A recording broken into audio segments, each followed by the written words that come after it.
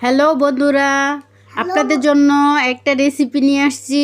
শীতের সময় বাচ্চারা পাতাকপি খেতে চায় না, এর জন্য আমি একটা সুন্দর রেসিপি নিয়ে এসেছি।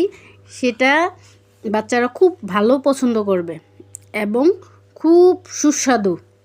আপনারা ট্রাই করে দেখতে পারেন। এটা আপনাদের জন্য আমার একটি ভিডিও।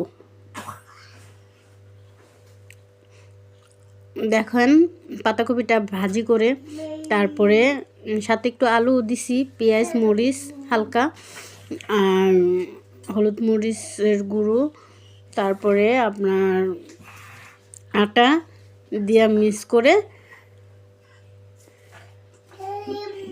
দেখছেন বানানো হয়ে গেছে। সুন্দর একটা রেসিপি, সেই স্বাদ।